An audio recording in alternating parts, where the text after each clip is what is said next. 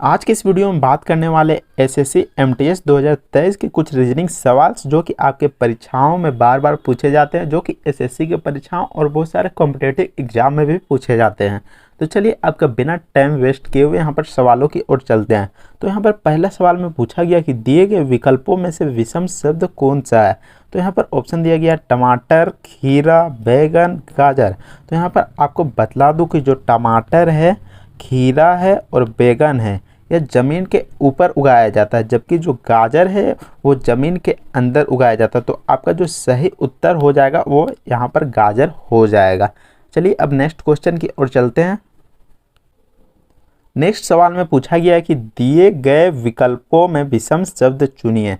वैसे ही आपको चुना जैसा कि आपने पहला वाला में चुना था। तो यहाँ पर देख सकते हैं ऑप्शन दिया गया अमरूद, तरबूज, लीची और कटहल। तो यहाँ पर कौन सा लगता है आपको यहाँ पर सही हो जाएगा। तो आपको बता दूं कि यहाँ पर जो अमरूद है, अमरूद हो गया, लीची हो गया और कटहल हो गया, इसके पेड़ होते हैं, जबकि यहाँ पर जो तरबूज है उसके यहाँ पर पेड़ नहीं होते। तो आपका जो सही उत्तर हो जाएगा यहाँ पर तरबूज हो जाएगा। तो यहाँ पर आप तरबूज को यहाँ पर आँख मूंद के यहाँ पर टिक कर सकते हैं। तो चलिए अब नेक्स्ट क्वेश्चन की ओर चलते हैं।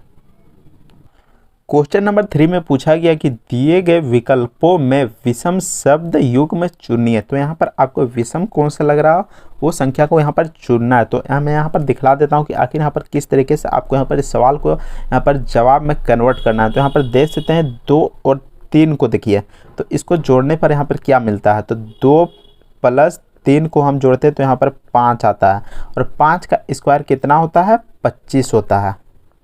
दे सकते हैं तो यहाँ पर बीच में 25 दिया हुआ है। उसके बाद यहाँ पर दे सकते हैं 8 और 3 को हम जोड़ते हैं, 8 + 3 तो इसका 11 होता है। 11 का स्क्वायर कितना होता है, यहाँ पर 121 होता है। तो देख सकते हैं यहाँ पर भी यह भी युग्म यहाँ पर सही है। तो यहाँ पर देख सकते हैं अब सी नंबर को करते हैं। तो 6 + 2 = 8 होता है, और 8 का स्क्वायर कितना होता है, 64 होता है। अब इसका देखते हैं 9 + 4 तो इसका कितना होता है, 13, और 13 के स्क्वायर कितना होता है, 169। तो जो मेरा यहाँ पर ऑप्शन डी है यहाँ पर गलत हो जाता है, यानी कि यह विषम हो जाता है। तो आपका सही आंसर हो जाएगा यहाँ पर तीसरा का यहाँ पर डी हो जाएगा। तो चलिए नेक्स्ट क्वेश्चन की ओर चलते हैं। इस सवाल में पूछा गया कि दिए गए विकल्पों में से उस विकल्प का चयन कीजिए जिसे दिए गए अक्षरों का प्रयोग करके नहीं बनाया गया। तो यहाँ पर एक वर्ड दिया गया, जैसा कि देख सकते हैं यहाँ पर प्रिपरेशन वर्ड दिया गया। तो यहाँ पर मैं कौन सा वर्ड यहाँ पर जो नहीं आता हो और वो वर्ड यहाँ पर विषम है। तो यहाँ पर देख सकते हैं, यहाँ पर पेपर को देखिए, तो यहाँ पर आता है PAPER। तो यहाँ पर पेपर शब्द में ये प्रिपरेशन में पेपर आता है। यहाँ पर देखते हैं रेशन में, रेशन वर्ड को देखिए, तो यहाँ पर देखते हैं रेशन वर्ड भी यहाँ पर आता है, RATION। और पार्ट को देखते हैं तो यहाँ देखते हैं PART पार्ट भी आता है। यहाँ पीपुल को भी देख लेते हैं, PEO, P देख सकते हैं दोबारा आ गया है, L यहाँ पर नहीं है, प्रिपरेशन में L नहीं। तो आपका जो सही उत्तर हो जाएगा यहाँ पर पीपुल हो जाएगा। चलिए नेक्स्ट सवाल की ओर चलते हैं। अब इस सवाल को देखिए, एक निश्चित कूट भाषा में प्रोब को 67 लिखा जाता है और रेट को 46 लिखा जाता है। तो मोक को इस कूट भाषा में क्या लिखा जाएगा। तो चलिए मैं इस सवाल को यहाँ पर जवाब देता हूँ। तो यहाँ पर देख सकते हैं प्रोब, तो मैं यहाँ पर लिख लेता हूँ, प्रोब को पहले लिख लेता हूँ, PROP, प्रोब। तो P का वैल्यू कितना आता है यहाँ पर, 16, P का वैल्यू 16 होता है, और R का वैल्यू यहाँ पर होता है 18, और O का वैल्यू होता है यहाँ पर 15, और P का वैल्यू होता है यहाँ पर 16। यहाँ पर ABCD करके आप लिख लीजिएगा, और यहाँ पर कितना वैल्यू आता है वो भी लिख लीजिएगा और याद भी कर लीजिएगा। तो यहाँ पर मैं जोड़ देता हूँ, पर 6 6 12, 12 और 8 यहाँ पर 20, और 20 और यहाँ पर 5 25। तो यहाँ पर हो गया 25 का 5, और यहाँ पर 1 1 2 3 1 4 और 2 बचा था मेरे पास, 4 2 यहाँ पर 6 हो गया। 6 में +2 कर देंगे तो मेरा यहाँ पर 67 आ जाएगा। तो इस तरीके से यहाँ पर देख सकते हैं मेरा यहाँ पर 67 आ चुका है। तो यहाँ पर अब रेट में यहाँ पर किस तरीके से करेंगे कि यहाँ पर 46 आ जाएगा। तो इसका भी यहाँ पर प्लेस वैल्यू मैं कर लेता हूँ। तो रेट का मैं निकाल लेता हूँ, RATE रेट। तो R कितना नंबर में आता है यहाँ पर 18 नंबर में आता है। A कितना नंबर में आता है 1 नंबर में आता है। T कितना नंबर में आता है 20 नंबर में आता है। और E कितना नंबर में आता है 5 नंबर में आता है। तो अब इसको जोड़ लेते हैं, 5 1 6, 6 और 8 14, 14 के यहाँ पर 4 लिख दिया। और लिखने के बाद यहाँ पर फिर 2 प्लस 1 3 और 1 हासिल दिया था उसको 4, तो यहाँ पर 44 हो गया। 44 में प्लस 2 कर दिया, तो यहाँ पर कितना आ गया मेरा 46। तो देखते हैं मेरा यहाँ पर पैटर्न बन रहा है एक तरह से, मतलब 2 जोड़ने के बाद यहाँ पर पैटर्न बन जा रहा है। तो चलिए अब मोक को भी यहाँ पर कन्वर्ट कर लेते हैं। तो मोक यहाँ पर लिख लेते हैं MOCK।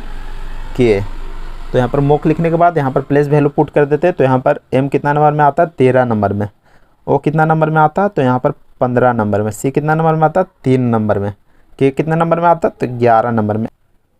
तो चलिए हम इसको जोड़ लेते हैं। तो यहाँ पर देख सकते हैं कि 5 1 6, 6 और 3 9, 9 और 3 यहाँ पर 12 हो गया, 12 का 2 और इसके बाद यहाँ पर 1 1 और 1 3 और प्लस 1 4, 42 प्लस 2 यहाँ पर कितना हो गया 44। तो यहाँ पर ऑप्शन कितना दिया होगा, तो ऑप्शन नंबर डी यहाँ पर आपका सही उत्तर हो जाएगा। तो चलिए अब नेक्स्ट क्वेश्चन में चले जाते हैं। क्वेश्चन नंबर 6 में पूछा गया कि एक निश्चित कोड भाषा में माइनस को यहाँ पर गुणा में प्रदर्शित करता है और भागा को यहाँ पर प्लस में प्रदर्शित करता है, और प्लस को यहाँ पर भागा में प्रदर्शित करता है और गुणा को यहाँ पर माइनस में प्रदर्शित करता है। तो दिए गए समीकरण का उत्तर ज्ञात कीजिए। तो चलिए इस सवाल का भी यहाँ पर जवाब दे देते हैं। तो यहाँ पर लिख लेता हूँ 35।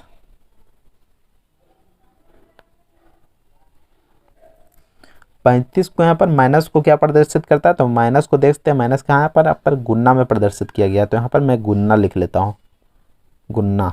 उसके बाद यहाँ पर 12 लिख देता हूँ। उसके बाद प्लस को यहाँ पर क्या प्रदर्शित किया गया, तो यहाँ पर प्लस को यहाँ पर भागा में प्रदर्शित किया गया है। उसके बाद यहाँ पर 10 लिख लेता हूँ। गुन्ना को क्या में प्रदर्शित किया गया, तो यह माइनस में प्रदर्शित किया गया। यहाँ पर 50 लिख लेता हूँ। उसके बाद भागों क्या में प्रदर्शित किया गया है, तो भागों को यहाँ पर प्लस में प्रदर्शित किया गया है।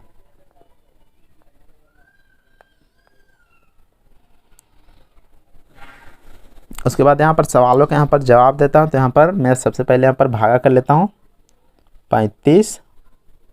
यहाँ पर भागा करूँगा तो कितना बचेगा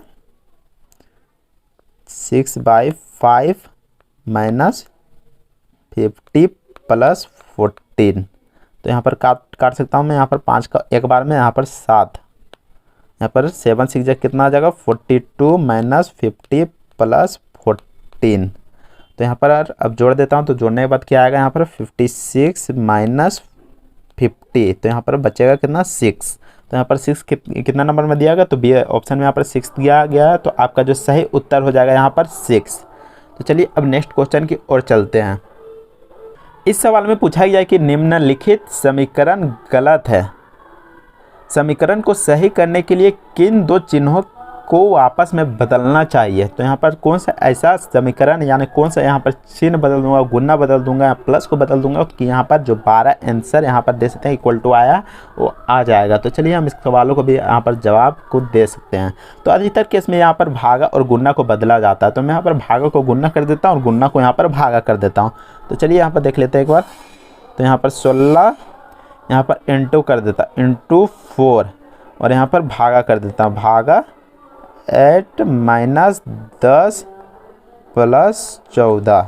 तो यहाँ पर कितना हो जाएगा 16, यहाँ पर भागा दूंगा तो कितना आ जाएगा यहाँ पर इंटू 0.5। यहाँ पर 8 तो 4 तो यहाँ पर नहीं जाएगा 8 का टेबल में, तो यहाँ पर 0.5 यानी 40 जाएगा। 0.5 करके यहाँ पर माइनस 10 प्लस 14। तो यहाँ पर अब इसको यहाँ पर मल्टीप्लाई कर देता हूँ। तो 16 इंटू 0.5 को भागा करने पर यहाँ पर 8 आ जाएगा। 8 माइनस 10 प्लस 14। अब यहाँ पर जोड़ देता हूँ 18 + 4, 14 + 8 को यहाँ पर जोड़ देता हूँ। तो यहाँ पर कितना आ जाएगा, यहाँ पर 22 - 10, तो यहाँ पर कितना बचा 12। तो देख सकते हैं मेरा यहाँ पर 12 आ चुका है। तो यहाँ पर क्या मैंने भागा और गुना यहाँ पर चेंज किया, तो आपका जो ऑप्शन बी है यहाँ पर सही उत्तर हो जाएगा।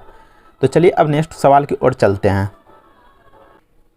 नेक्स्ट सवाल को देखिए, तो यहाँ पर पूछा गया कि यदि 19 विस्मय सूचक 3 = 32 है और 13 विस्मय सूचक 4 18 है और 12 विस्मय सूचक 2 यहाँ पर 20 है, तो 17 विस्मय सूचक 3 का मान यहाँ पर ज्ञात कीजिए। तो चलिए इस सवाल को बना के दिखलाता हूँ किस तरीके से बनेगा। तो यहाँ पर 19 लिख लीजिएगा और जो यहाँ पर विस्मय सूचक है उसको यहाँ पर -3 कर दीजिएगा। तो यहाँ पर कितना हो जाएगा, यहाँ पर 16 और 16 × 2 कर दीजिएगा। तो यहाँ पर 32 आंसर आ जाएगा। तो यहाँ पर 13 को भी देख लेता हूँ, 13 माइनस यहाँ पर विस्मय सूचक 4 है, तो यहाँ पर 4 को माइनस कर दीजिएगा। तो कितना आ जाएगा, यहाँ पर 9, 9 दूनी यहाँ पर 18 आ जाएगा। उसके बाद यहाँ पर देख सकते हैं 12, तो 12 में यहाँ विस्मय सूचक कितना है, यहाँ पर 2 है, तो यहाँ पर 2 को माइनस कर लेता हूँ। तो यहाँ पर 10 × 2 = कितना आ जाएगा, यहाँ पर 20 आ जाएगा। यहाँ पर 17 देख लीजिए, 17 विस्मय सूचक यहाँ पर 3 है, तो यहाँ पर 3 माइनस कर दीजिएगा। तो यहाँ पर कितना आ जाएगा 14, यहाँ पर 2 कॉमन आ रहा है, तो यहाँ पर भी 2 कर लीजिएगा। तो यहाँ पर आ जाएगा आपका 28 आंसर। तो यहाँ पर देख सकते हैं आपका जो मान है यहाँ पर बी नंबर आपका यहाँ पर सही हो जाएगा। तो चलिए अब नेक्स्ट क्वेश्चन की ओर चलते हैं।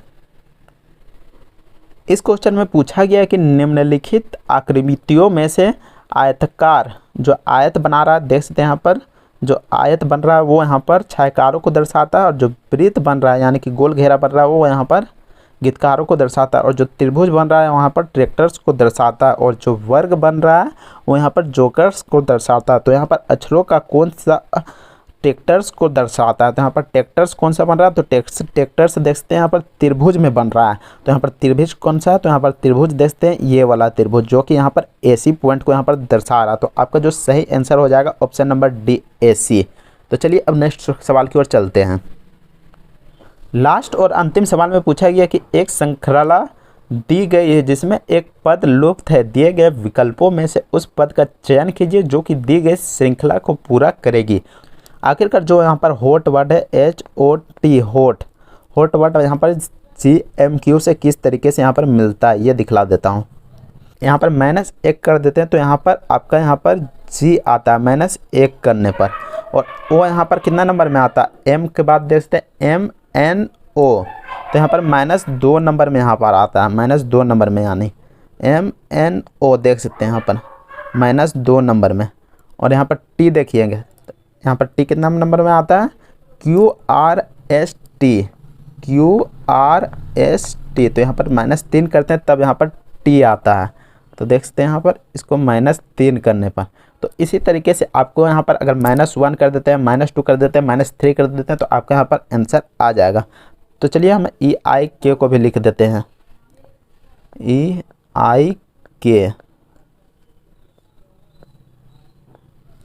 तो यहाँ पर -1 करते हैं सबसे शुरू में, तो कितना -1 करने पर क्या यहाँ पर आएगा, D आएगा, D। और यहाँ पर -2 कर देते हैं, तो यहाँ पर क्या आएगा, GHI। तो यहाँ पर क्या आएगा, G आएगा -2 करने पर। यहाँ पर क्या आया, HIJ, उसके बाद यहाँ पर क्या आया देख सकते हैं। तो यहाँ पर कितना आएगा, यहाँ पर H आएगा -3 करने पर, यहाँ पर -3 कर देता हूँ। तो इस तरीके से यहाँ पर देख सकते हैं आपका जो सही आंसर आ जाएगा DGH। तो अगर आपको यह वीडियो पसंद आता है तो वीडियो को लाइक कीजिएगा, और इसी तरह का अगर और भी रीजनिंग वीडियो चाहिए तो आप हमें कमेंट करके ज़रूर बताएं, मैं अलग से आपको यहाँ पर रीजनिंग का क्वेश्चन दे दूँगा। तो दोस्तों वीडियो पसंद आता है तो वीडियो को ज़रूर लाइक कीजिएगा और कमेंट करके ज़रूर बताएं कि आपको किस टॉपिक पर यहाँ पर वीडियो चाहिए।